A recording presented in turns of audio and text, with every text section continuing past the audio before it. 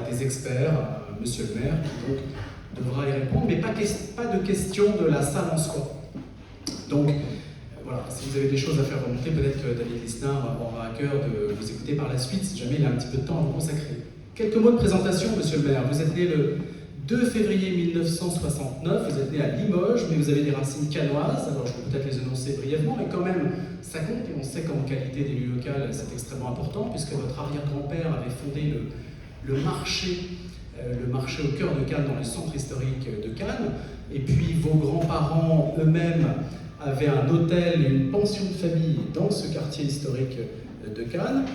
Et puis vous-même, vous avez repris aussi une boutique que vos parents, qui étaient donc commerçants, qui se sont reconvertis après une carrière professionnelle. Votre père a commencé comme footballeur à l'AS Cannes et votre mère était danseuse étoile. Après, se sont reconvertis dans le commerce et ils ont repris une boutique dans le centre de Cannes que vous avez reprise là aussi avant la politique. Et puis le chapitre aussi avant la politique pour vous, si on doit vous qualifier rapidement en quelques mots, c'est qu'après votre service militaire, vous avez été directeur de cabinet à Lons-le-Saunier, je crois, du député maire de Lons-le-Saunier. C'est là que vous avez fait vos premières armes. Vous êtes ensuite revenu à Cannes, vous avez travaillé à Sophia Antipolis, vous avez fondé une entreprise, un portail numérique pour les très petites entreprises et les PME que vous avez vendu avant de faire de la politique. Les choses commencent brièvement pour vous, on va dire en 2008, lorsque vous vous situez dans le sillage du maire de Cannes, Bernard Brochant.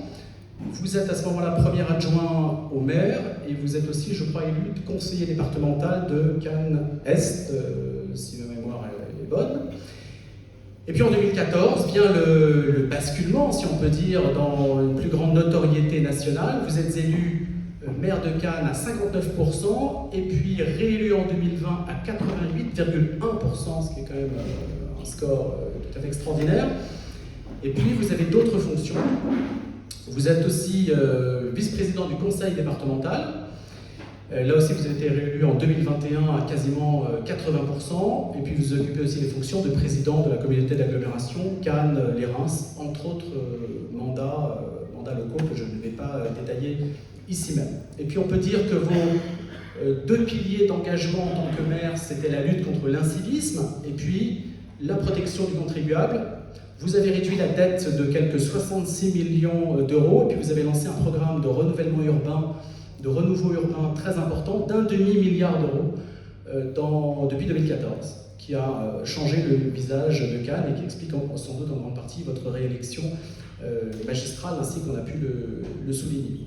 Voilà quels sont donc les éléments qui situent un petit peu votre biographie. Il y aurait d'autres choses à dire. Ce qui est important peut-être, je voudrais d'abord peut-être qu'on applaudisse monsieur le maire, puisqu'il le mérite.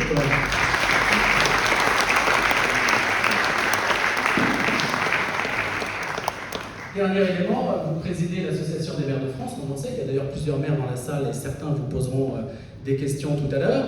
Et vous avez été là aussi réélu, je crois, il y a peu de temps, à cette fonction. Pas encore? Bon, ça ne serait tardé, pardonnez-moi. Bah, écoutez, c'est la loi des séries en tout cas. Alors la première question que je vous poserai, si vous le voulez bien, elle fera un petit peu écho à l'actualité. On sait qu'Emmanuel Macron, on va essayer de redonner notre propos autour de 3 têtes de chapitre. Le premier, c'est la décentralisation. Le deuxième, c'est la simplification. Et puis le troisième, c'est bien commun et société subsidiaire, en quoi ça marche ensemble. Alors, sur la décentralisation, la première question, c'est dans l'actualité immédiate, puisque vous avez Carole Delga qui préside Région de France, qui a souhaité davantage de décentralisation. Et puis Dominique Faure, qui est le ministre chargé des collectivités territoriales, lui a répondu que ce n'était pas forcément la priorité aujourd'hui, qu'elle était plutôt dans une logique d'approfondissement. Et donc la vraie décentralisation souhaitée par Emmanuel Macron semblerait marquer aujourd'hui peut-être un temps mort malgré quelques demandes. Je voulais savoir si vous étiez sur la même ligne que Carole Delga d'abord. Est-ce que vous êtes pour demander plus de décentralisation ainsi qu'elle l'a demandé au président de la République? Merci. Vous me permettrez de faire une petite introduction, mais pour ne pas vous faire croire que je ne veux pas répondre à la question, je dis oui, je suis plutôt sur la ligne de Carole Delga. Et ensuite, je vais revenir. Je voudrais d'abord remercier Monsieur le Président de ces mots d'accueil et de cette invitation. Merci mon général aussi de votre accueil. Merci à vous tous de votre présence à la fois nombreuse et qualitative qui me met une pression supplémentaire pour les propos qui vont suivre. Le deuxième élément, vous avez rappelé quelques épisodes de vie C'est toujours très particulier d'entendre parler de soi. Ça peut flatter un peu l'ego, ça interpelle en tout cas. Mais pourquoi vous parlez de ça? C'est moi-même, bon, je ne souhaite pas alimenter un récit narcissique et autocentré dont la vie politique nationale nous montre le pire de temps en temps. Mais pourquoi ces éléments sont importants? Parce que j'ai aussi dirigé une boîte d'événementiel, j'ai toujours bossé, parce que les réponses que je vais vous faire maintenant, et il faudra les accepter avec le surplus d'expérience qu'elles auront, et peut-être parfois le manque de caractère universitaire ou scientifique, sont des réponses qui sont amenées par mon expérience de vie. Ce n'est pas une facilité non plus oratoire que de le dire. Les concepts que vous évoquez, par exemple la subsidiarité, je l'ai découvert très tard. Je pense avoir été à Monsieur Jourdain la subsidiarité en fait, par ma vie. Je l'ai pratiqué, j'en dirai quelques mots tout à l'heure, mais j'en ai découvert très tard la quintessence philosophique, notamment du thomisme, enfin, qui est magnifique d'ailleurs, ou des encycliques, de Rerum Novarum, enfin de tout ce qui a fondé cette doctrine. Moi, la première fois que j'ai entendu parler du terme, c'est quand j'ai fait des études, et pour moi ça sonnait un peu techno-européen, donc j'avais pas un a priori positif. Puis je me suis rendu compte que la vraie subsidiarité est indissociablement liée à la liberté, donc à la dignité, donc à la responsabilité, enfin vous mettez... Et donc c'est un élément important, mais les réponses que je pourrais faire tout à l'heure n'ont pas parole, vous me permettrez cette expression d'évangile, elles sont le fruit de l'expérience, d'une expérience de commerçant, qui m'a beaucoup enrichi en expérience plus que financièrement, d'une expérience d'ancien salarié aussi, d'ancien dirigeant d'entreprise, et d'une expérience de maire, et j'y vois beaucoup de points de convergence. Je salue d'ailleurs avec plaisir et intérêt mes collègues maires ici présents, en espérant qu'ils sont adhérents de la LF, ce qui est forcément le cas puisqu'on a 99% des communes de France, et que ce sont des maires avisés. Donc, voilà, tout dans mes réponses sera la traduction d'une volonté, d'abord du fruit de mon expérience, mais aussi d'une volonté de se documenter, d'essayer d'intellectualiser, de donner un sens parfois spirituel ou au moins intellectuel à des expériences de vie en confrontant tout le temps la décision et la documentation. Et c'est ce qui caractérise d'ailleurs, et je termine sur ce propos introductif, mais un maire et un chef d'entreprise, en tout cas de PME, c'est que nous sommes des praticiens et que nous sommes obligés de prendre des décisions qui engagent une responsabilité. Alors quand vous êtes chef d'entreprise, vous engagez votre responsabilité totale, y compris financière, mais le maire engage sa responsabilité pénale, sa responsabilité réputationnelle, qui est un élément quand même très important quand on a un peu d'honneur. Et donc c'est la prise de décision qui parfois précède la conceptualisation. Hein. C'est important de le comprendre. Et c'est ce qui nous rapproche de notions d'ordre spontané, qui sont très peu connues, qui sont pourtant fondamentales dans la vitalité d'une société, qui rencontrent cette notion d'ordre spontané. Moi ensuite, j'ai théorisé en lisant Hayek, mais Hayek, je l'ai lu après avoir pris des décisions, quoi. Vous voyez, qui rencontre tout ce que j'ai pu lire chez Raymond Boudon. Je ne comprends pas qu'on ne rende pas plus hommage à Raymond Boudon en France. Et moi, je préfère avoir raison avec Boudon que tort avec Bourdieu. Voilà. Donc, tous ces éléments-là sont au croisement d'expérience et de réflexion, d'interrogation, d'essayer de volonté de m'élever par aussi la lecture, par la rencontre, par l'échange.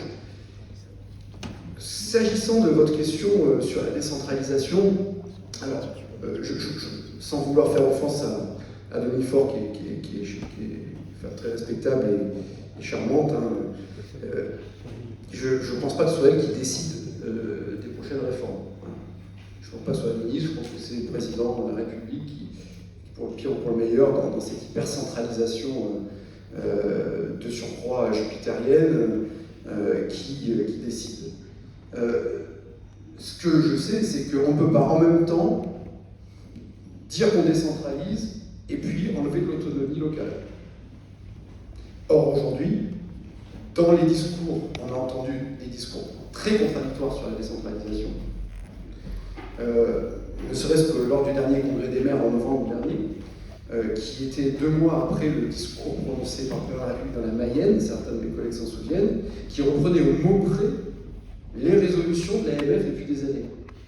L'Association des maires de France, magnifique association, qui est une institution créée en 1907, reconnue d'intérêt public en 1933, a été fondée pour défendre et promouvoir les libertés locales.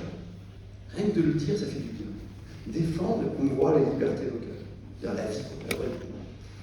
Et donc, depuis des années, Jacques Pélissard, avec qui j'ai eu le privilège et l'honneur de travailler, puis François Baroin, qui avait qui a toujours énormément de charisme, une dimension nationale, une notoriété, une facilité d'élocution, etc. Et, tous, et moi, portons un appel de façon transpartisane. Toute tendance politique confondue, toute origine géographique, toute écologie commune, à la liberté locale, donc à la responsabilité. Et cela a été balayé d'un revers de main, dans la première partie du premier quinquennat du président de la République. Puis il y a eu les Gilets jaunes, et on est passé de balance ton maire. Vous vous souvenez de ce hashtag, mes collègues s'en souviennent, balance ton maire. Donc le maire, c'est forcément un clientéliste, ça existe, les clientélistes. C'est forcément un mauvais gestionnaire, ça existe aussi. Et je vous dirais en quoi c'est le pire des systèmes après tous les autres, le système communal, comme la démocratie. C'est forcément un mec enfin une femme obsédée par l'inauguration de rond-point. J'ai une rond-pointophonie en France, assez étonnante, comme si les mecs, finalement, on fait très peu de ronds-points, moins que d'autres services d'ailleurs.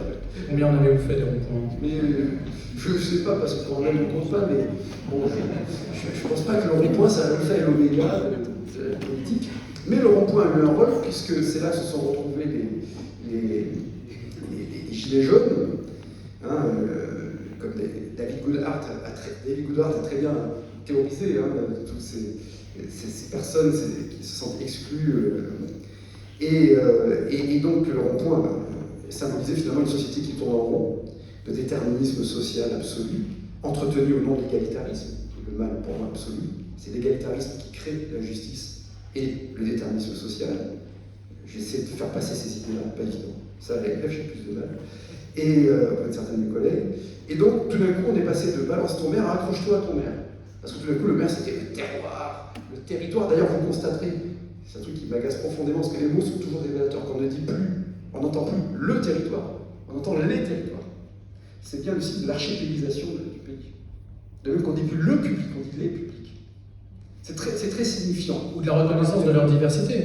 Non, parce que la diversité, c'est une tautologie. La vie est diverse. C'est un théologisme. Il n'y a qu'un technocrate qui peut croire qu'on a besoin de reconnaître la diversité. La diversité, c'est la vie, l'individu, et heureusement, on le voit bien dans nos familles, deux enfants élevés de la même façon n'auront pas le même comportement, il y a une part d'acquis, il y a une part d'inné, tout ça, c'est des vieux débats. Donc la diversité, elle est la vie. La vie qui n'est plus de diversité, en tout cas, c'est pas une vie humaine sans diversité. Et c'est très révélateur, c'est-à-dire que comme on n'a plus d'aménagement du territoire, comme le territoire n'est plus aménagé, on a les territoires. Je lance comme ça quelques pistes de réflexion. Et pour revenir à votre question, donc tout d'un coup, les maires étaient devenus à nouveau l'incarnation du terroir, de l'authenticité, etc. On trouve ça très bien, on était contents. Et puis, bon, puis après on passe à autre chose, il y a le Covid, donc on surjoue la guerre, on amplifie l'infantilisation, et puis avec l'élection présidentielle et les élections législatives qui ont été quand même extrêmement atrophiées sur le plan du débat, et c'est-à-dire c'est tout le problème actuel, c'est ce manque de débat. Quand on manque de débat avant les élections, on manque forcément d'autorité après les élections. C'est assez symétrique. Et le président de la République, qui, au moment du Congrès, donc, dit j'allais dire à Versailles, à l'Élysée, la décentralisation n'a jamais réglé aucun problème, c'est dans son discours officiel, il est encore en ligne. Mais après avoir dit, il est temps de relancer, 40 ans après les lois de fer, une vraie décentralisation avec de vrais transferts de compétences et de vrais financements, ce qui nous allait très bien. Donc aujourd'hui, pour répondre à votre question, nul ne sait ce que deviendra la proposition de l'exécutif sur la décentralisation. Ce terme même de décentralisation, nous, fait nôtre, mais moi je n'ai jamais beaucoup aimé. Je préfère nettement subsidiarité, pour plein de raisons qu'on pourrait évoquer. Mais en toute hypothèse, pour revenir à des choses plus pragmatiques, il faut bien comprendre qu'au moment où on parle de décentralisation, en réalité, depuis, et c'est pas propre à cet exécutif, depuis une vingtaine d'années, gauche, droite, centre, en même temps tout ça, il y a une recentralisation, il y a une tutélisation, mais qui est à la fois financière et juridique. Financière puisque, en tant que maire, moi je veux rendre des comptes sur ma politique fiscale. Or aujourd'hui, on nous met sous perfusion de l'État et après on s'étonne que les maires disent attendez, vous nous devez tant. Puisque c'est énormément d'engagement de l'État, et ça je peux vous le décrire de façon très sourcée, très chiffrée, à la fois pourquoi et comment les finances locales, même avec le millefeuille, ne sont pas un problème. Je peux vous le démontrer. Ne sont pas un problème, qu'est-ce que ça veut dire? Pour les comptes publics. Alors, et pourtant, les comptes publics sont un problème en France. Allez, donnez-nous justement. Et deuxièmement, en quoi il y a eu aussi une recentralisation juridico-administrative et dans nos communes. Et d'ailleurs, je vous invite, mes chers collègues, à regarder l'article 7 du projet de loi Industrie verte, qui nous privera une fois de plus du droit de l'urbanisme, puisque une industrie décidée par des sachants de l'État, lorsqu'elle sera catégorisée verte, échappera à tout pouvoir d'urbanisme du maire. Donc, le maire ne peut pas s'opposer à une éolienne sur sa commune, ou autre chose, mais en revanche, se voit refuser un panneau solaire sur sa mairie parce que vous êtes à moins de 500 mètres d'un monument historique. C'est ça la France. Et pour revenir à la partie financière, je vous donne quelques chiffres. Donc, les comptes publics sont aujourd'hui au cœur du mal français. On ne peut pas être libre, indépendant et souverain lorsqu'on se met en dépendance des marchés financiers. Et les mêmes d'ailleurs qui haïssent les marchés financiers sont ceux qui voudraient toujours nous amener au laxisme de la dépendance aux marchés financiers. J'ai jamais compris ce paradoxe. Si tu es, vis pas avec eux. Bon. Donc, premièrement. Deuxième élément, nous avons le record du monde de la dépense publique, avec une dette qui continue d'augmenter. Quand le ministre de l'économie et des finances dit, repris par tous les médias, nous allons accentuer la baisse nous allons accentuer le désendettement. Il y a 10 jours. Et ça me fait sourire. La France va emprunter, je crois, 271 milliards sur les marchés financiers cette année, avec une charge de la dette qui va augmenter de façon exponentielle avec les taux d'intérêt. On est qu'au début d'un crash, d'un vrai problème financier international, j'en suis convaincu. Bon, on peut en parler, mais c'est hors sujet ici. Et donc, on est dans cette dépendance, et quand vous regardez le record de la dépense publique, on est entre 55 et 60% du PIB selon les millésimes, 58% cette année, avec une dette qui continue d'augmenter malgré le record de l'OCDE des prélèvements obligatoires, impôts et charges, notamment sur le système social. Que quand vous reprenez 100% de dépenses publiques, la moyenne européenne des pouvoirs publics locaux, qu'on soit dans un État fédéral comme l'Allemagne, ou dans un État central comme la France ou comme l'Allemagne, la moyenne européenne c'est 39%. De pouvoirs locaux, quelle que soit l'organisation, c'est 39% du total de la dépense. La France, c'est 19%, pays le plus faible. Alors, on va dire oui, mais en valeur absolue, comme on a plus de dépenses publiques qu'ailleurs, ces 19% sont plus importants. En pourcentage de PIB, on doit être à 12 et quelques de dépenses publiques locales, région, département, plus bloc communal, commune interco, et là, la moyenne européenne est à plus de 14. J'ajoute, deuxième élément, c'est que le problème, c'est pas la dépense. Quand on a géré une boîte, on sait que le problème, c'est pas la dépense, c'est l'excès de dépense, c'est la dépense non productive.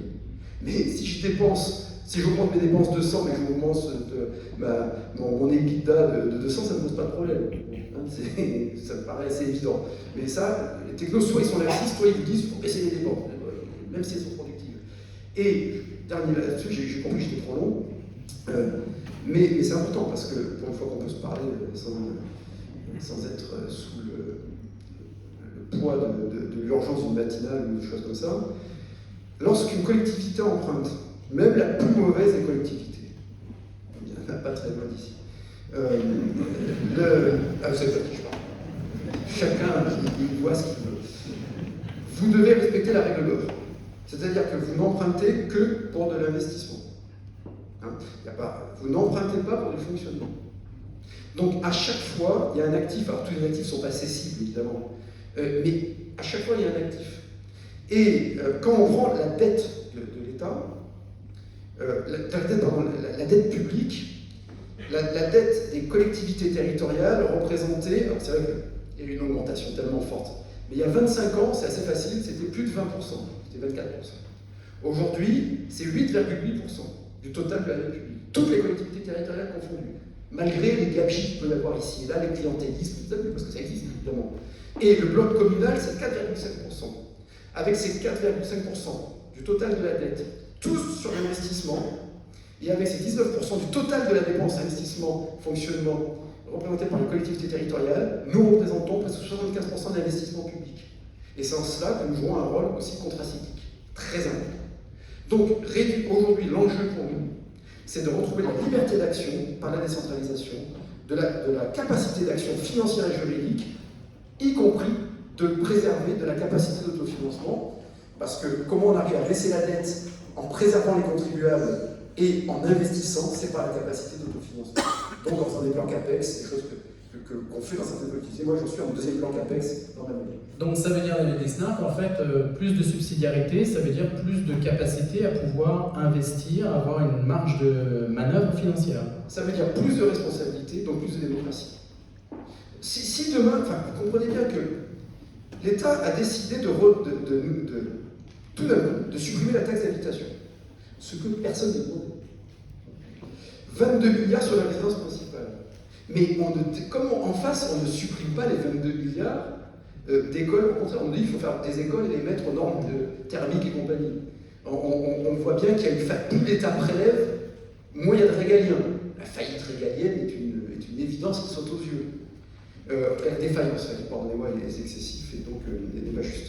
Il est injuste même. Donc, si vous voulez, ce que l'on souhaite, je crois, parler au nom des maires, en tout cas c'est une position unanime, c'est rendre des comptes. Pour rendre des comptes, il faut être responsable. Et pour être responsable, il faut être libre.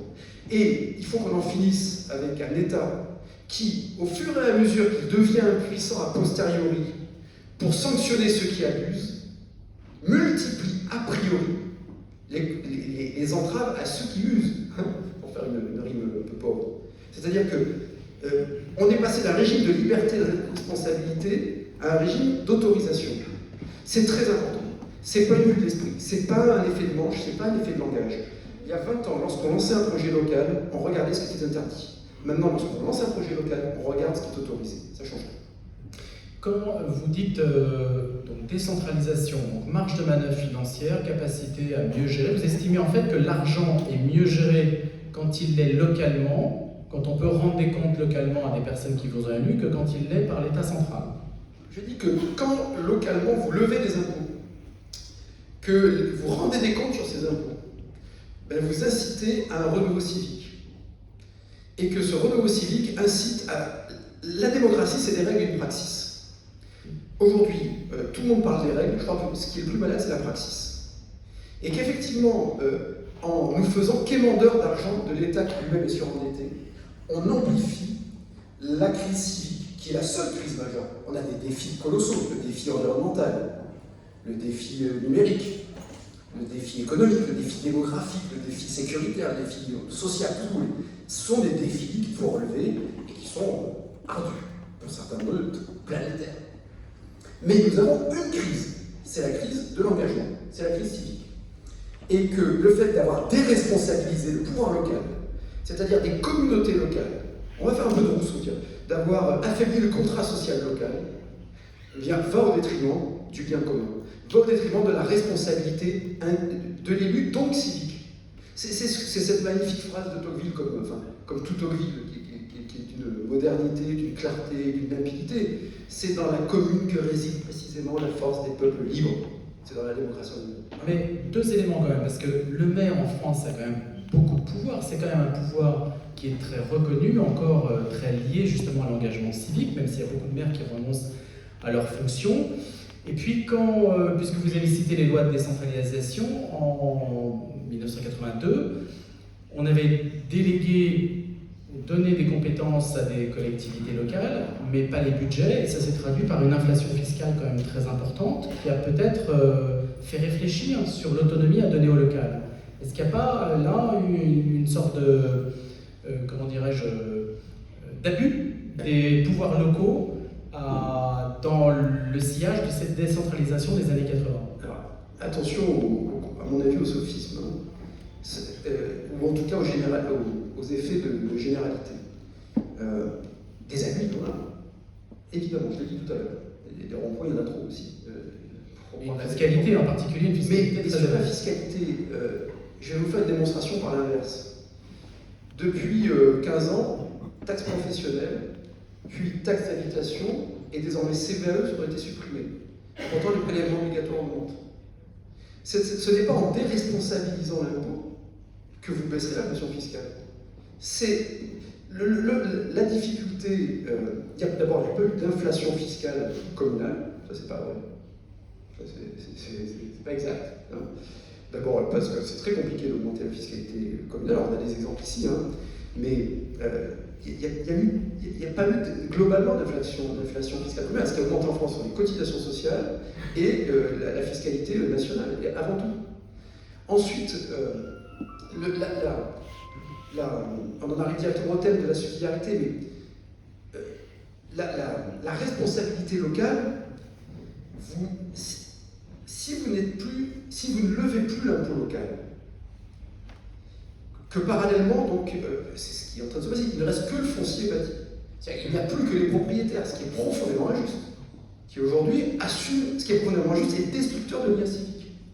Vous incitez une partie essentielle de la population à être elle-même dans la requête, puisqu'elle n'est pas connectée à une fiscalité.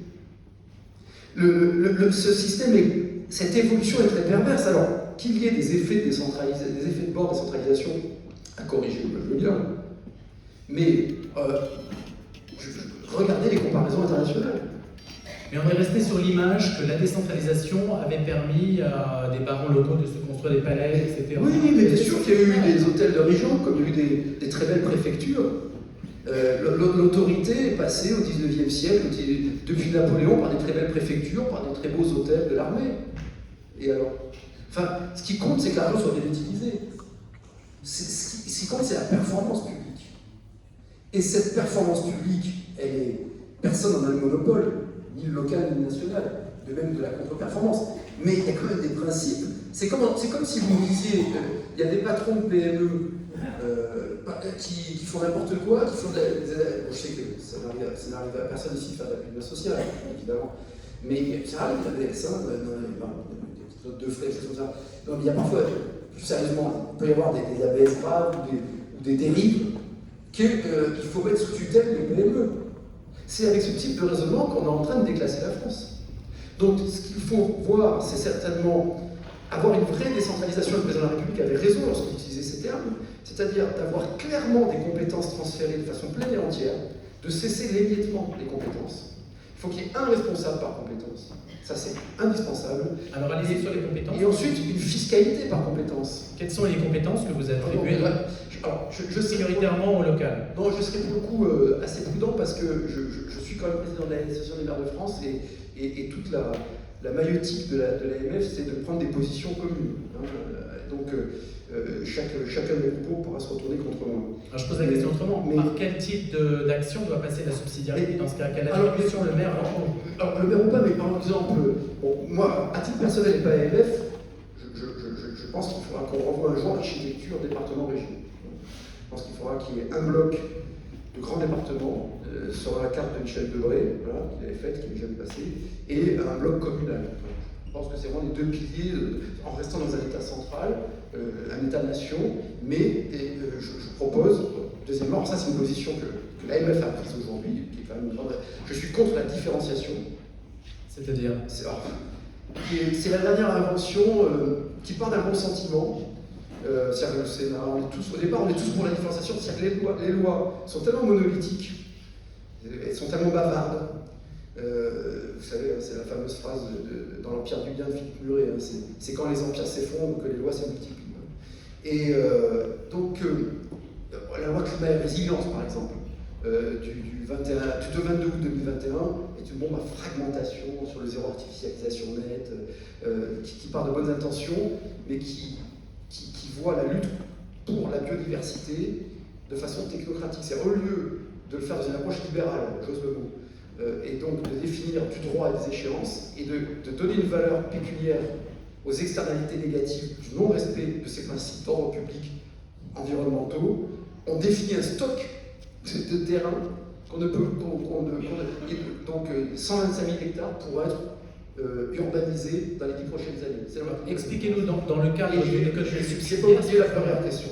Et donc là-dessus, ensuite on vous dit donc il faut localement voir qui peut construire ou pas. Mais il faut faire des centrales nucléaires, il faut faire le canal Rhône, il faut réindustrialiser, sauf que loi SRU, loi Allure, enfin toutes ces lois d'inspiration quand même très soviétique, et loi climat et résilience, créent la pénurie de foncier, c'est ce que ne comprennent pas les... Et donc cette pénurie de foncier fait déjà... Alors, et donc on supprime la CVE pour retrouver la compétitivité sur la fiscalité locale économique, et non pas de production, c'est une différence. Mais parallèlement, on va avoir un coût du foncier qui est déjà multiplié par 5 ou 10 de foncier disponible. C'est typiquement ce que... Alors, pour pas récent, les législateurs nous disent, on va faire une différenciation qui va permettre, et j'ai apporté la sémantique, elle est assez effrayante, hein, je l'ai là en annexe si vous voulez tout à l'heure, de donner un pouvoir, y compris sur la définition des compétences selon les singularités locales. Ça, c'est typiquement le contraire de ce qu'il faut faire. C'est-à-dire qu'on fait des lois tellement monolithiques qu'on veut donner les pouvoirs de détricoter la loi. Nous, moi, ce que je veux, c'est qu'il y ait la même loi pour tous, mais qu'en revanche, on transfère un pouvoir réglementaire d'application des lois. C'est-à-dire que les décrets soient du ressort des collectivités territoriales. On reste donc on n'est pas un État fédéral, la loi reste du ressort de l'État, l'État se recentre sur des lois de disposition d'ordre public, et en revanche, l'application de la loi est du ressort de la responsabilité locale. Deuxième élément, pensez-vous que les hôpitaux dans lesquels on a enlevé les élus depuis 20 ans soient mieux gérés qu'avant? Ah, moi je vous donne la réponse, c'est non. Les hôpitaux n'ont jamais coûté aussi cher. On n'est plus président du conseil d'administration, on est président du conseil de surveillance, et parallèlement, les hôpitaux n'ont jamais coûté aussi cher aux contribuables, et on a les soignants les moins bien payés parmi les moins bien payés d'Europe, avec 34,2% de charges de back-office administratif, là où c'est 25 en Allemagne, 24% en Suède, pour prendre des pays très administrés. C'est le nœud gordien qu'il faut trancher. C'est celui de la surbureaucratie qui est produite par l'enchevêtrement des compétences et par la centralisation. Donc, la décentralisation, moi, je suis désolé, c'est la subsidiarité. C'est de dire pourquoi, après tout, une collectivité territoriale n'aurait pas le droit de faire un hôpital. Et en revanche, l'État intervient après, voit s'il y a des trous dans la raquette, et veille à l'égalité des équipements dans le territoire avec une politique d'aménagement du territoire. Et là, on retrouverait, je pense, on réconcilierait performance publique et universalité du service public. C'est ce qui est beau dans le service public, c'est que c'est universel, c'est la continuité du service public. Donc la décentralisation ne peut être conçue, à mon sens, que par une réflexion sur la subsidiarité. Et donc les maires, aujourd'hui, ont la clause de compétence générale, mais elle est reniée de plus en plus. On a de moins en moins de pouvoir, on ne peut plus lever l'impôt quasiment, donc on ne peut pas rendre des comptes, donc on ne peut pas pratiquer la sobriété fiscale, aucun intérêt, puisqu'on n'est pas jugé là-dessus. Et deux, on a de moins en moins de pouvoir d'urbanisme, tout simplement parce que les textes se contredisent, que les textes s'enchevêtrent. Le Code général des collectivités territoriales, c'est plus notre petit livre rouge à nous, il était déjà maoïste, c'est notre gros livre rouge à nous. 600 pages. Non, je dis une bêtise. En 20 ans, le Code général des collectivités territoriales et ses sources, c'est Légifrance et Dalloz, les deux confirment, a été multiplié par 3. Par 3, c'est pas plus 10%, pas plus 20%, 200%. Le Code de l'environnement, en 10 ans, est passé de 100 000 mots à 1 million de mots. Le Code de l'urbanisme est passé de 600 pages à 3600 pages en 40 ans. Il y a eu une augmentation de 42% des textes sur les 20 dernières années. Donc, cette boue de réglementaire enlève du pouvoir, enlève de la capacité d'action. Si je résume, retrouver des marges de manœuvre fiscales. Donc j'ai beaucoup avancé. Oui, le décret, la question de pouvoir faire passer les décrets. Oui, avoir un pouvoir, avoir un État qui contrôle a posteriori, mais qui n'entrave plus a priori. Donnez-nous un exemple, comment vous géreriez la question, ou comment vous la gérez, de l'artificialisation des sols, puisque justement vous avez pris cet exemple du foncier. Comment, dans un état subsidiaire, ce cas pratique serait illustré? Alors, c'est une très bonne question. Alors, on va faire la réflexion à voix haute. Mais d'abord, j'en ferai un objectif politique. Dire, nous avons un impératif écologique. Admettons qu'il y a un impératif écologique. Il y a un impératif écologique. Avec trois objectifs généraux. Un, lutter contre la part anthropique du réchauffement climatique, la part humaine du réchauffement climatique. Deux, lutter pour la biodiversité. Trois, lutter contre les particules fines. Pour atteindre ces objectifs, il faut lutter contre l'artificialisation des sols. Tout ça, on a... Aujourd'hui, nous avons en France les lois les plus contraignantes en termes d'utilisation des sols. Déjà. J'en ai cité quelques-unes tout à l'heure, mais ça se traduit de façon très concrète. On a les lois les plus restrictives de droit sur les centres commerciaux, on a le record de centres commerciaux par habitant. À un moment donné, il faudra se poser la question, pourquoi ça marche jamais. Alors même si c'est contre-intuitif, ce que je l'assume, tant pis. Je l'assume. Vous l'industrialisez. L'usine Tesla, plus gros investissement industriel en Europe, devait venir en France. C'est très bien. Vous voulez venir en France, malgré quelques difficultés fiscales, etc., vous voulez venir en France. Le seul, pourquoi c'était finalement dans la banlieue de Berlin, c'est pour une question de disponibilité du foncier. Et c'était avant la loi de la résidence. Vous voulez avoir un foncier disponible en Suisse 7 jours. 27 jours. 27 jours, c'est la règle des 7. Je vais vous la dire exactement. Non, je ne l'ai pas la base. Vous voulez vous voulez avoir accès en Italie, c'est 27 semaines, voilà, 27 jours en Suisse, 27 semaines en Italie. Vous voulez avoir votre foncier en Allemagne, vous êtes aussi sur 27 semaines. En France, dans le meilleur des cas, c'est 27 mois. Meilleur des cas. Avec la loi climatique, donc, il faut partir de ce constat. Il faut partir de cet objectif de lutte contre l'artificialisation. Donc, ce que vous faites, d'abord, vous en faites un objectif politique. Vous dites, moi, je suis un démocrate, et c'est donc à la souveraineté nationale de décider si on doit lutter contre l'artificialisation ou pas. La souveraineté nationale, je suis sûr, à la majorité des cas, il y a une gangrène d'artificialisation. Des entrées de fil qui se banalisent, ces banlieues moches, ces centres commerciaux pourris, c'est moche. On défigure, etc. Ah oui, c'est une réalité. La France moche, hein, c'est vrai. Mais c'est triste, malheureusement, ouais. Malgré toutes les lois protectrices.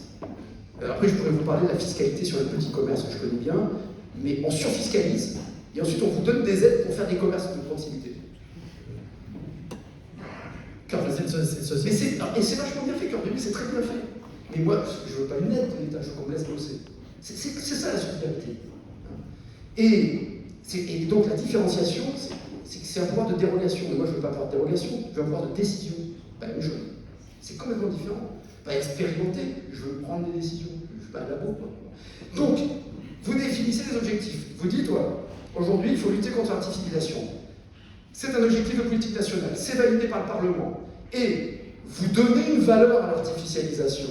C'est-à-dire que vous valorisez les externalités négatives et les externalités positives.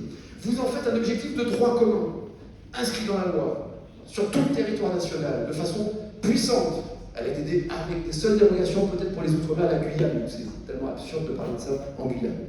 Et ensuite, au lieu de dire, vous avez droit, toi tu as droit à 1,2 hectare, toi tu as droit à 4,7 hectares. Non, vous créez un système de bonus-malus qui incite à la verticalité, là où c'est possible, en milieu urbain, qui valorise les externalités positives que sont les écosystèmes respectés.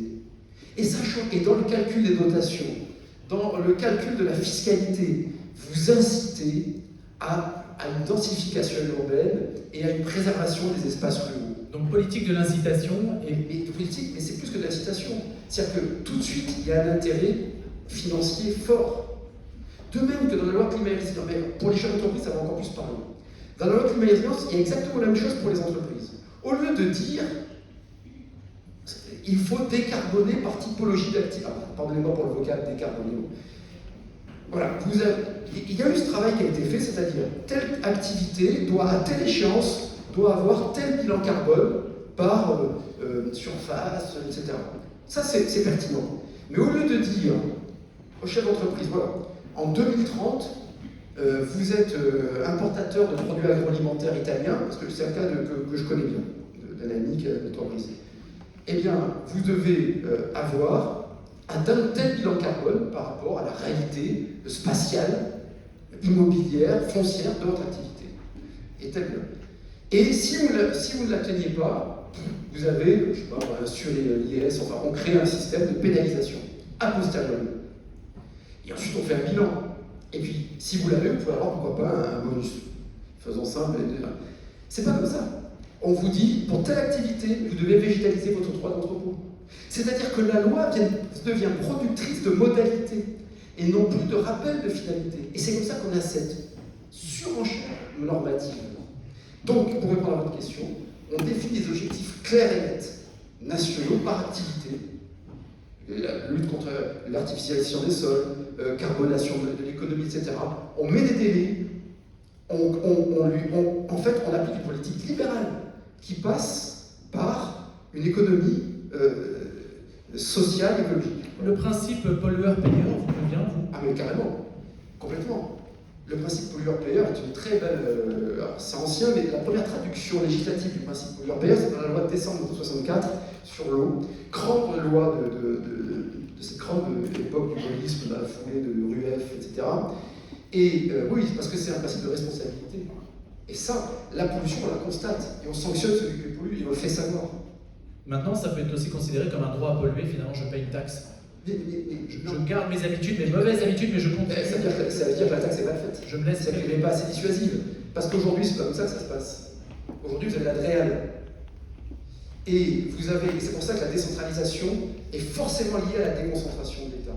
Il faut revoir de fond en comble l'organisation des services publics locaux de l'État. Aujourd'hui, on nous a expliqué il y a des années qu'il fallait fermer les sous-préfectures. Les mêmes sachants vous expliquer qu'il fallait fermer les sous-préfectures. Puis maintenant, les mêmes sachants vous expliquent qu'il faut ouvrir les sous-préfectures. On vient de nous annoncer, on regarde ça. Mais c'est des couloirs vides. Ce qu'il faut, c'est qu'il y ait des responsables. Andréal aujourd'hui, direction régionale de l'environnement pour simplifier. C'est une direction régionale totalement désincarnée, qui ne rend compte à personne. Qui ne rend compte. Je vous donne des exemples parce qu'on en a tous dans nos communes. Je peux vous citer une petite. Il y en a que je cite souvent parce que celui-là il m'a frappé. Appel à projet européen avec l'ADEME, l'État, etc. pour la performance énergétique et l'autonomie énergétique des îles. Donc c'est un projet européen sur les îles de la Méditerranée, etc. Donc j'y réponds pour Cannes puisqu'on a les îles de Vérin, Sainte-Marguerite et Saint-Honoré. Alors tous ces appels à projets, c'est des usines à engraisser les cabinets, parce qu'il y a une ingénierie juridico-administrative qui nous file mal à la tête. Et donc, on devient lauréat de ce truc. On a EDF comme partenaire, on travaille avec des chercheurs, avec des startups, et avec une nouvelle batterie qui stocke un petit peu l'énergie, bien que l'électricité, c'est des molécules en mouvement et que c'est difficile à stocker, mais bon, ça se sauve quand même. Enfin. Et on devient lauréat de ce truc. On me félicite, on met un machin au ministère, les préfets nous accompagnent, et ça passait par ces batteries plus une canopée solaire sur un espace qui devait faire la taille de la pièce, qui est couvert aujourd'hui de conteneurs à poubelle, de tri, et ensuite ça va sur le continent, et la compression. Donc là, on faisait une unité énergétique d'autonomie par du solaire, ce qui n'est pas sous la canne, et avec ces nouvelles batteries, et tout le monde trouvait ça formidable, invisible de l'extérieur parce que c'est dans une clairière, c'est pas visible. Et sur des panneaux solaires. ABF nous dit oui, ce qui est déjà un exploit, l'architecte des bâtiments de France. Après on dit ah oui, il faut aller en commission régionale des sites. Donc vous allez en commission régionale des sites, 6 mois avant d'être le machin.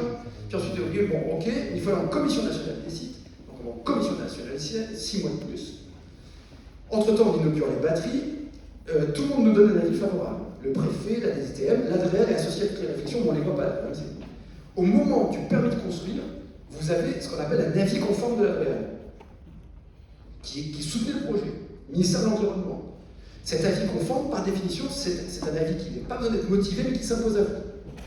C'est comme un avis conforme de l'ABF dans un périmètre.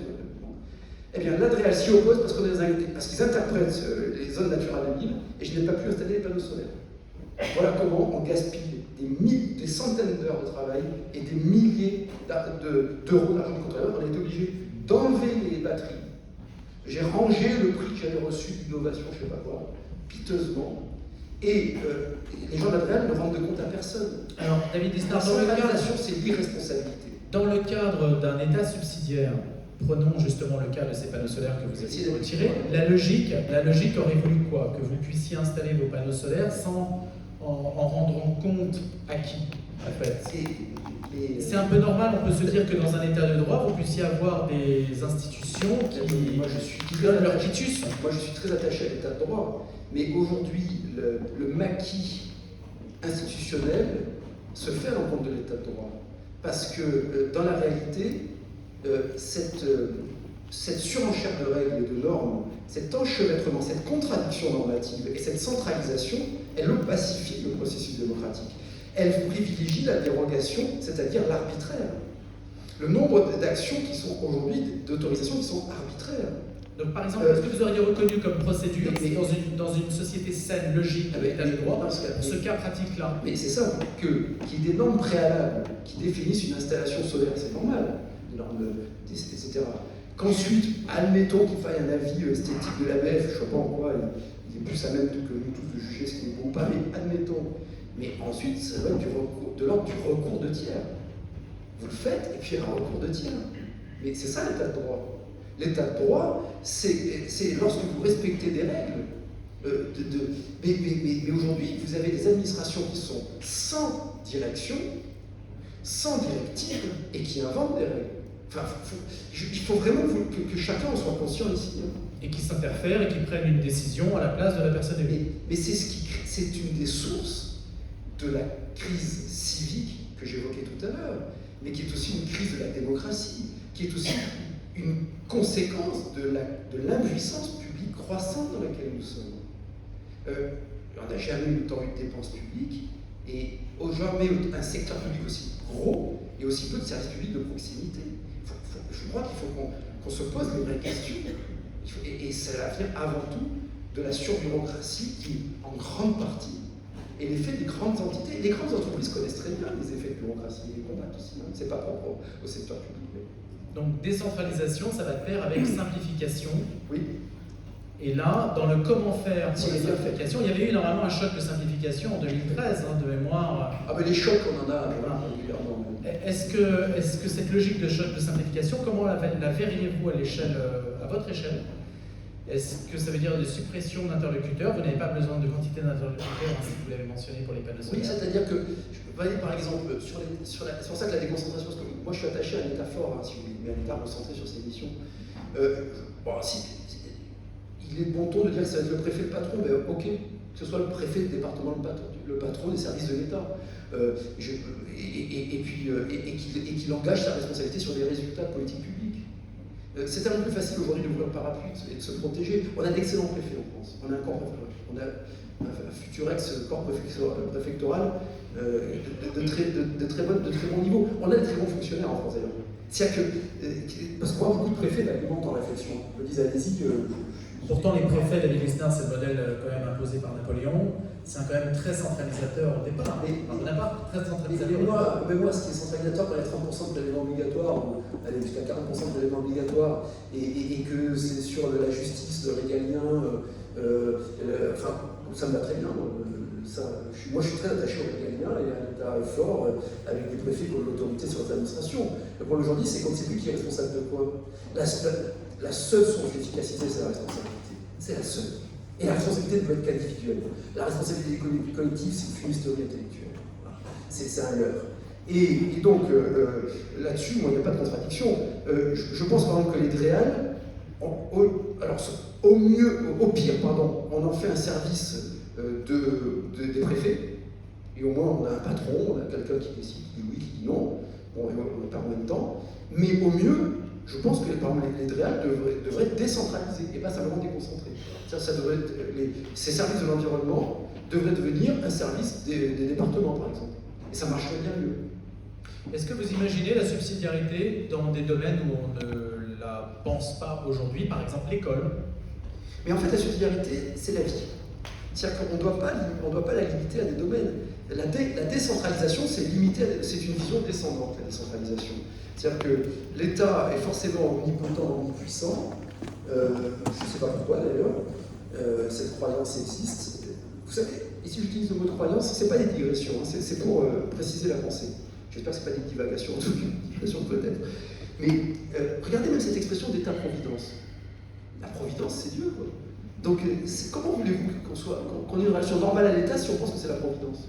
Je ferme la parenthèse. Mais c'est une vraie réflexion qui est liée directement. Donc, la décentralisation, c'est de dire, bon, allez,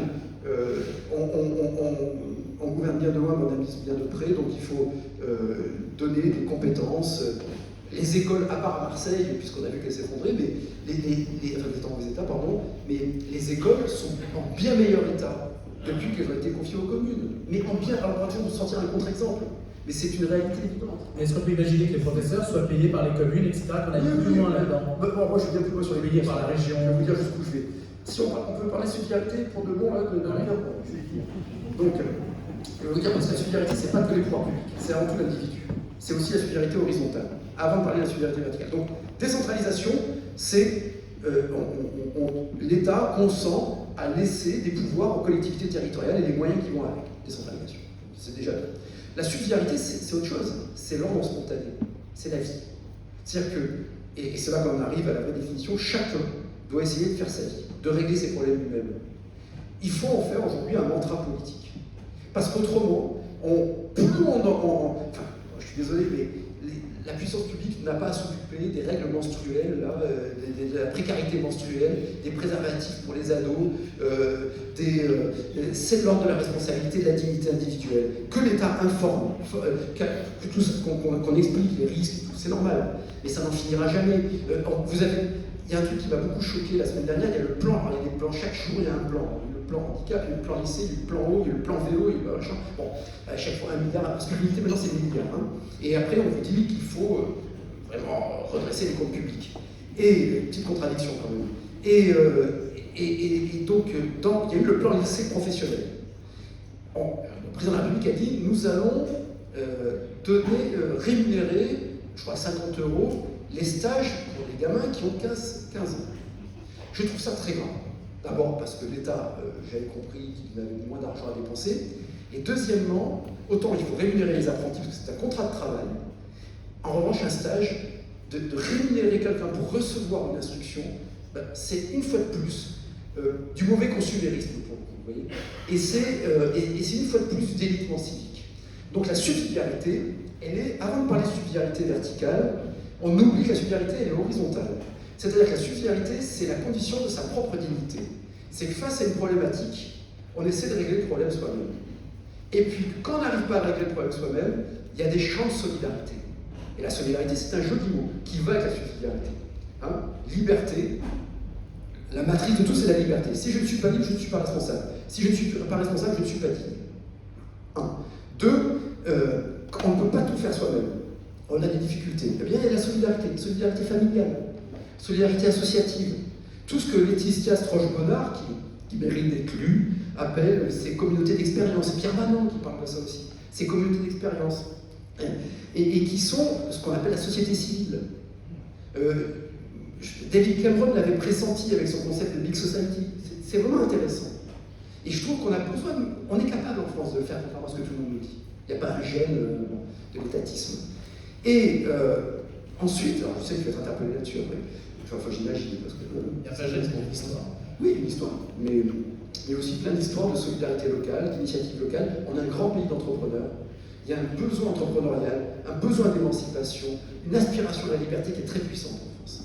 Beaucoup plus qu'on ne le dit. Et chez tout le monde, y compris les gens qui viennent d'immigration qui ont envie de s'en sortir par eux-mêmes. Donc la subsidiarité, c'est d'abord ça. Puis ensuite, on va voir la puissance publique. Et d'abord, on va voir la commune, le maire. Voilà. Et puis ensuite, si on n'arrive pas à régler le problème communal, on essaie l'interco. C'est ça la subsidiarité. Et on remonte à l'échelon le plus élevé jusqu'à l'Europe.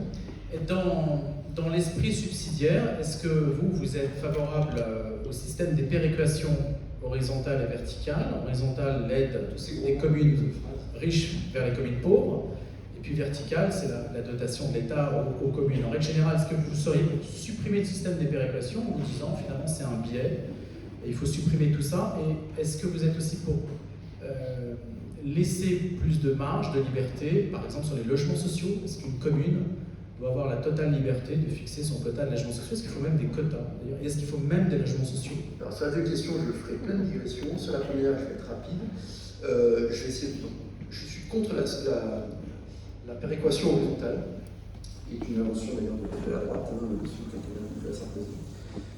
Et pour ce qu'on appelle la péréquation verticale, c'est-à-dire une solidarité nationale, à condition qu'elle ne soit pas une prime à la mauvaise gestion. Et c'est toute la difficulté. Quelle est la part de subi? Parce que moi, je suis maire de Cannes. Alors l'extérieur dit, ah, maire de Cannes, c'est facile. Donc, je suis obligé à chaque fois de rappeler la réalité d'une commune. D'abord, il n'y a aucune commune qui est facile. Et puis à Cannes, je le rappelle, on n'a pas de puits de pétrole.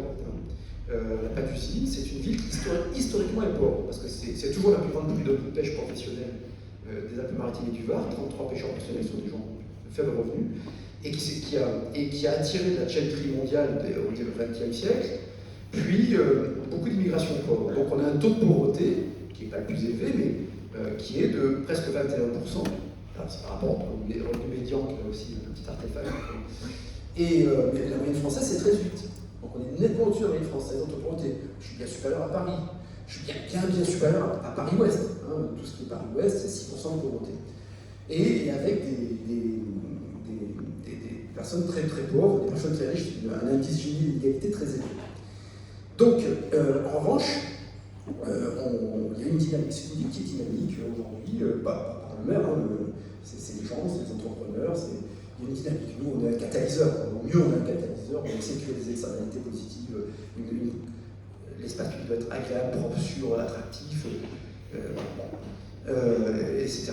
Et donc, à un moment donné, qu'est-ce qui est de l'ordre du subi ou du choisi? C'est quoi une ville pauvre? Alors, il est vrai que parfois, quand vous vous retrouvez face à un exode des forces vives, parce qu'il y a une attraction d'une ville-centre, le meilleur maire du monde, il ne peut pas grand-chose, et il y a une difficulté. Donc, que l'État intervienne, que la solidarité nationale intervienne, vous voyez, comme quoi je mets de l'eau dans mon vin libéral, mais intervienne, mais dans ce cas-là, c'est dans une logique d'égalité des chances, c'est-à-dire que la solution, c'est cette péréquation verticale en aménagement du territoire. La subsidiarité, c'est ça. Qu'est-ce que le marché ne peut pas faire? Ah, ça, le marché ne peut pas le faire. Donc, c'est à la puissance publique de le faire. Nous, on raisonne un peu à l'envers en France, de plus en plus. Et c'est ça la subsidiarité. Et donc, et ensuite, par exemple, veiller à des vrais trains qui arrivent à la vraie heure, ça, je pense que l'État doit y veiller quelque part. Ce qui peut passer par la concurrence. Et par des opérateurs privés. Mais veiller à ce qu'il y ait très haut débit sur tout le territoire national, et pas que par la fibre, mais aussi du satellitaire, ce qui nécessite d'éviter le capitalisme de connivence qui est un fléau en France. Et je sortirai les papiers là-dessus prochainement, m'attaquer un peu pardonnez-moi, une certaine forme de patronat en France et de capitalisme de connivence qui va à l'encontre de mes idées libérales. Ça, c'est le rôle de l'État. Donc, et à un moment donné, d'intervenir en dernier assureur, une notion à prendre avec des pincettes. Mais oui, donc je suis favorable à ça. Sur le logement social, mais le problème, c'est que, c'est là où je veux en venir, c'est que, là aussi c'est contre-intuitif ce que je vais dire, mais tout a été fait pour flinguer le marché. Donc, toutes ces lois de bonnes intentions, c'est nous qui avons le plus de logements sociaux au monde par rapport à la population. Et pourtant, on a une crise du logement qui n'est pas propre à la France, qui est vraie dans beaucoup de pays, mais qui est très sévère en France. Et le plus grave, c'est que pour vouloir développer des logements sociaux, on est en train de priver les classes moyennes d'accès au logement. Il faut l'avoir à l'esprit, ça. Quand vous êtes maire, surtout dans des zones... Alors, en fait, la loi SRU à Lyon, ça marche très bien là où c'est utile. Ce sont des lois très efficaces, là où on n'en a pas besoin. C'est là où il n'y a pas de tension. Là où il n'y a pas de tension, vous avez du foncier. Jusqu'à maintenant, jusqu'à la loi climat et résilience, il y avait du foncier, vous logiez, vous avez du logement vacant, vous pouvez le transformer, etc. Dans les zones en tension, Paris, grandes agglomérations, ma commune, la difficulté c'est que, déjà, je vois que sur une commune qui fait 2000 hectares, j'ai 1500 hectares moi, qui sont en as dans la même journée, je reçois une injonction à construire 500 logements sociaux et une interdiction d'urbaniser parce qu'on est soumis à une multitude de restrictions d'urbanisme dues aux inondations, aux risques d'incendie et compagnie. Donc je vais essayer de être trop techno dans la réponse. Mais, donc première contradiction. Deuxièmement, j'ai la commune qui a le plus fort taux de logements sociaux de toutes les communes de plus de 15 000 habitants des Alpes-Maritimes et de toutes les communes littorales azuréennes. Mais je ne suis pas au seuil SRV. Cannes, c'est 17,46 maintenant. Nice, c'est 13. Antibes, ça doit être 8. Grasse, c'est 13 aussi. Voilà, on se retrouve carencé. On ne peut pas faire plus, on n'a pas de souci. Et en tant que maire, j'ai intérêt à ne signer que des résidences secondaires, parce que ça ne rentre pas dans le calcul du taux de logements sociaux, ou que des logements sociaux. Donc le rare foncier qui est disponible, celui qui est très cher, c'est les résidences secondaires, c'est les seuls qui peuvent se les payer. Et le reste, c'est du logement aidé. Et en sachant qu'en France, mes chers amis, 70%, c'est 68% des Français sont éligibles au logement social.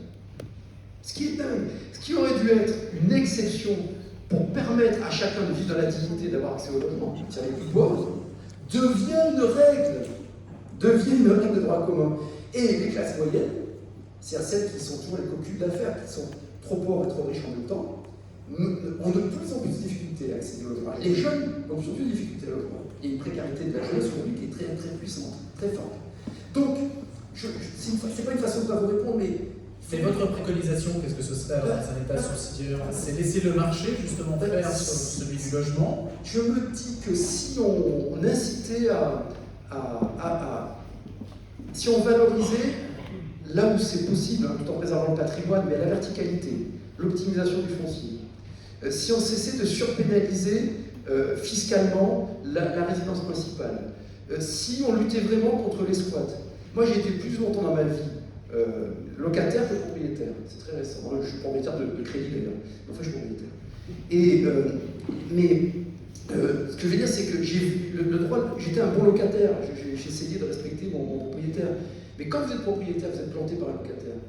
Donc déjà, si on oxygénait le marché, si on redonnait du foncier préférentiel pour la résidence principale, peut-être qu'on aurait moins de tension sur le logement social et qu'on pourrait recentrer le logement social sur ces véritables objectifs d'aider des gens pauvres. Et non plus aujourd'hui, parce que les bailleurs sociaux, en plus avec la hausse des taux d'intérêt, ils ont un effet de ciseau qui nourrit, le foncier qui augmente, les taux d'intérêt qui augmentent, mais que font-ils? Ils vont de façon légitime, puisqu'ils ont plus des obligations des ratios d'autofinancement. Donc ils vont vers les locataires les plus solvables. Donc, les plus pauvres n'arrivent pas à se loger. Alors face à ça, on crée un droit au logement qui est un droit virtuel. Et face à cela, on fait des catégories PLUS, PLUI, PEL machin. Donc vous n'imaginez pas l'usine à gaz. Pour vous donner un dernier exemple là-dessus, j'ai mes objectifs triennaux de loi soviétique et CE. J'attaque au TA la carence qui m'est faite, puisque plus fort taux de logements sociaux des Alpes-Maritimes, des villes des Alpes-Maritimes, et je suis au-delà de mes objectifs triennaux. Et on me carence, alors qu'on ne carence pas des villes à 13% de logements sociaux, c'est l'arbitraire d'État, pour des raisons politiciennes, et qui n'obtiennent pas qui ne sont pas dans les objectifs triennaux. Bon. Récemment, mes agents qui sont très bien, une superbe équipe de fonctionnaires, me disent « Monsieur le maire, il faut qu'on fasse moins de logements sociaux, il ne faut pas qu'on fasse cette opération. » Je dis « Plaisantin, quoi, je vais faire péter la carence, il faut que je vous démontre. » Mais non, parce qu'on est au-delà des objectifs, donc on a dépassé nos objectifs, et là, cette opération-là, vu la valeur du foncier, on est obligé de les mettre sur le sommet du logement social. Donc ça doit être les PLUS, je me tourne dans ces acronymes. Et donc ça fait diminuer notre obligation de logements très sociaux, en pourcentage. Donc on m'incite à renoncer en valeur absolue, à créer des logements qui règlent les situations, pour améliorer mon pourcentage de logements très sociaux, en sachant que j'ai de toute façon dépassé mes objectifs triennaux, donc ça ne pose pas de problème par rapport à ces objectifs triennaux. Oui, c'est grave, docteur, bien sûr, c'est grave. David Lisnard, vous allez répondre puisqu'on arrive au terme